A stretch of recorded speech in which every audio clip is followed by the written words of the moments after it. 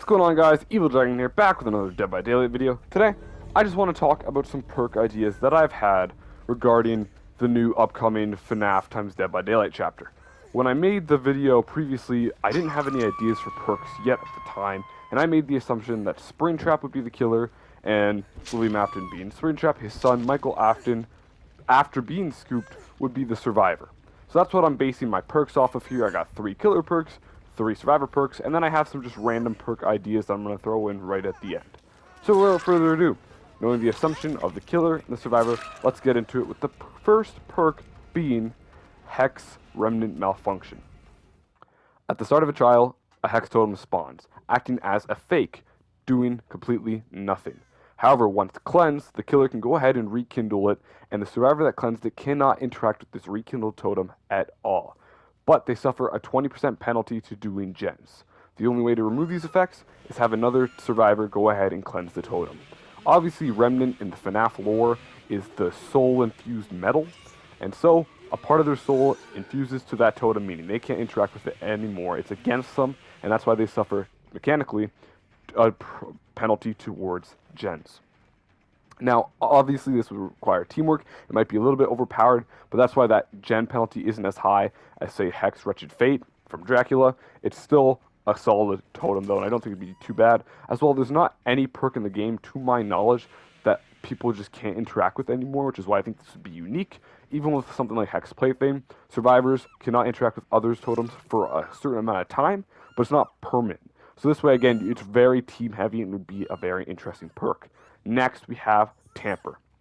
Obviously, William Afton, being in the Springtrap suit, he was still always a genius and would know how to mess with stuff, even mechanically, like the generators. So after hooking someone for 45 seconds, similar to Pop Goes the Weasel, or even an indefinite amount of time, the next gen you kick instantly loses 5% of its progress, but is also blocked for the next 15 seconds. Not too overpowered like Deadlock, and not super quick like Throwing Tremors, where you just pick someone up and it activates. You have to actually kick a gen, but only under this perk, as usually when a gen is blocked, it cannot be regressed. So if you have, for instance, Grim Embrace, and you have the perk Ruin will not work while those gens are blocked, but under this effect, the gen can still start regressing.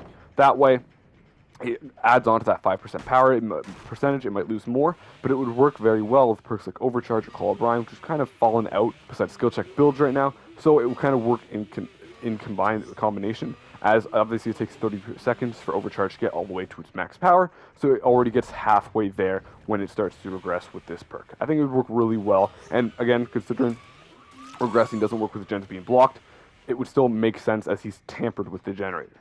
And the final perk I have is almost like a reverse reassurance called Confined Victim. Obviously, all of William Afton's kills, for the most part, were confined to a suit where they died. So let's stick with that. When you're on a hook, when you press the active ability button, the survivor will then be blocked for 4 or 5 seconds, depending on how overpowered it may seem, while the timer continues to go down, meaning that a survivor cannot save them off hook, and they might be forced to the second hook, they may be forced to die, or if survivors come to rescue all at once, maybe in an end game scenario, and you block it, even though it's, middle of your final hook, middle of your first hook, they have to go ahead and potentially reset a second time because you injured them and they cannot save them.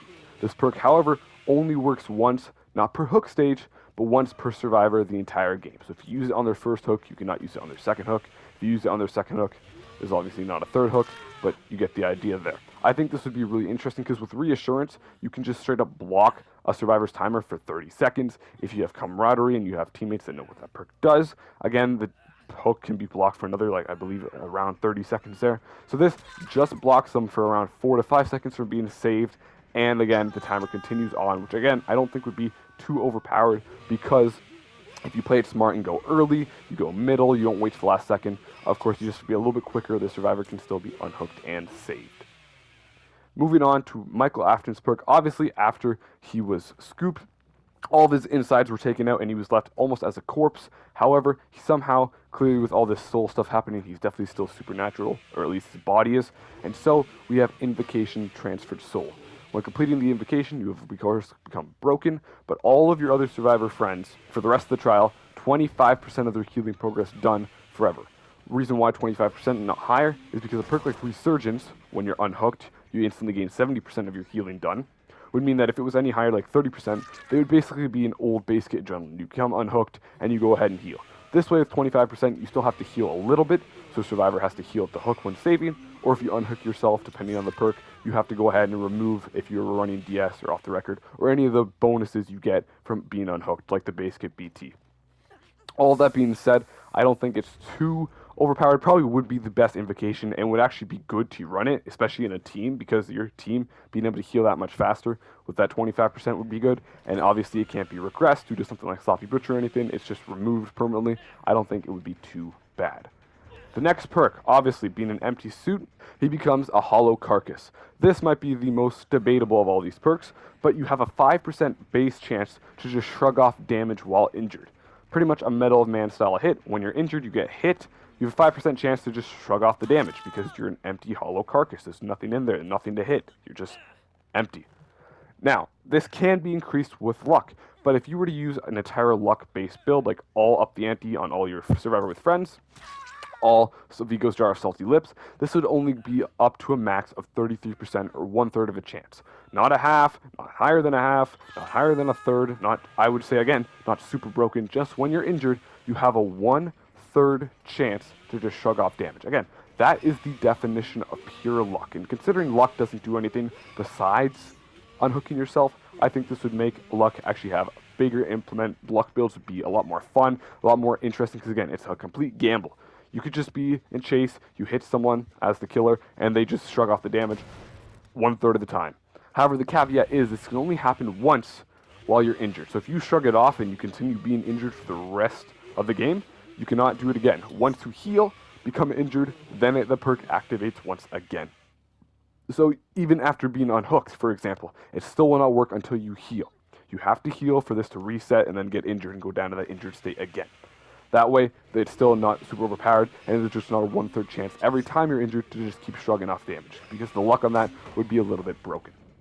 And the final perk for Michael Afton is the Walking Corpse. I like perks like No Mither. They're kind of fun. Again, it's a risk and reward. Obviously, the risk is you're injured permanently for the trial, but the reward is you leave no bloodstains and you can just pick yourself up faster and wherever you want. With this, you are permanently slower for the remainder of the trial, but you're still healthy, but you're permanently slower. So instead of the base 100% speed, maybe you're 90, maybe you're 95, the same speed as Nurse. Regardless, you are permanently slower, but you leave no blood pools. When you're injured, you leave no grunts, because again, you're just a walking corpse.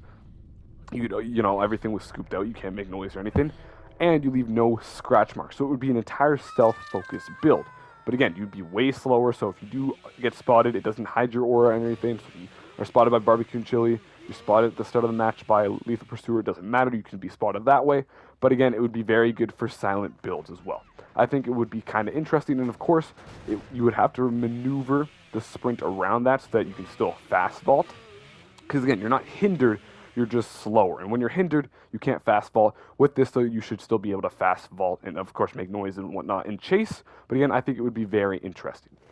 And those are the final perks that I have for my theory, my assumption for the Fnaf times DBD chapter.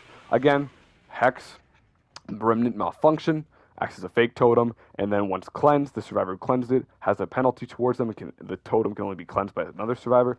Tamper, after hooking the survivor, you kick a gen, and it loses some progress and is also blocked for a certain amount of time before also being regressed, walk and block. And then finally, it was Confined Victim, where once per survivor per trial, you can go ahead and press the active ability button when the survivor's on hook, and they're blocked for 4 to 5 seconds from being saved while the timer continues. And then the survivor perks Invocation Transferred Soul. When you complete the invocation, you're broken, and all your survivors have 25% instantly done for their heal for the remainder of the trial. Hollow Carcass, pretty much, you get hit, you have a 5% base chance to just shrug it off while injured only once. It can be reset once you're healed and then injured again, and it can be increased with luck add-ons and luck perks. And Walking Corpse. You are permanently slower, but leave no scratch marks, grunts of pain, or blood pools. Now, some other perk ideas I just want to throw in right at the end here that I thought would be interesting is maybe the next time we get a police or military-style survivor, similar to how Leon has the flashbang and Jill has the blast mine, we could get something with the smoke bombs. The smoke bombs were super fun and super cool, and could be used for even good plays during the Halloween event. Let's just make that into a thing. You do a gen, 50% of a gen, and you just get a smoke bomb when you craft it in the locker. I don't think that'd be too bad. Similarly, being able to recraft a pallet after doing one full generator. Some survivors like taking chase and don't do generators. Some survivors like playing stealthy and only doing generators, not taking chase. And some like playing a mix of both.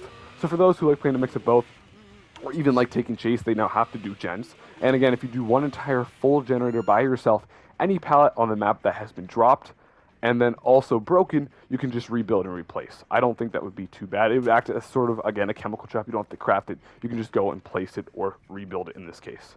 And the final perk is a new boon, considering boons are some of my favorite perks, but they're not really used anymore. They're good, they're fine perks, but there are so many perks that are better for both the team or yourself. I want a boon called Boon Monitor Expansion. This could also work for Michael Afton. I had monitor in there for like the security cams and for FNAF and all that, but pretty much what it would do is increase the boon's range by around 12 meters to double the meters, so 24. So yeah, it could be around 48 meters if it's doubled, 36 meters if it's not doubled. That way it could cover more than just one tile or even the 1.5 tiles, which it usually covers, maybe up to 2 or 2.5 tiles, which would make boons a lot more interesting, a lot stronger.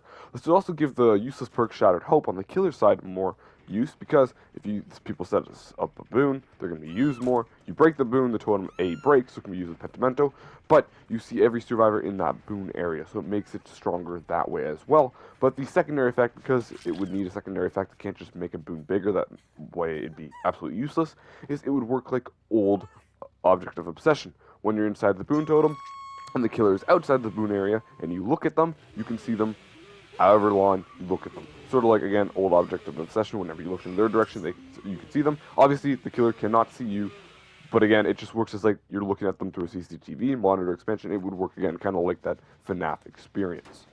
So again, those are all my ideas for the DBD times FNAF perks. We'll find out Friday. I really don't think they'll show them off at all. I think they're just going to show off the killer, map, and survivor. Maybe the power, but I doubt they're going to show off the perks, because that's usually something they show off in the PTB. And then again, some of my other perk ideas I just thought would be cool to bring to Dead by Daylight, and I didn't want to make a whole video just for the other 3 ideas that I had. But yeah, regardless, I hope you guys enjoyed nonetheless. Maybe leave a like, maybe leave a nice comment down below, maybe hit that subscribe button, hit that little bell, and I'll see y'all next time for another Dead by Daylight talk video just like this one. Bye, guys.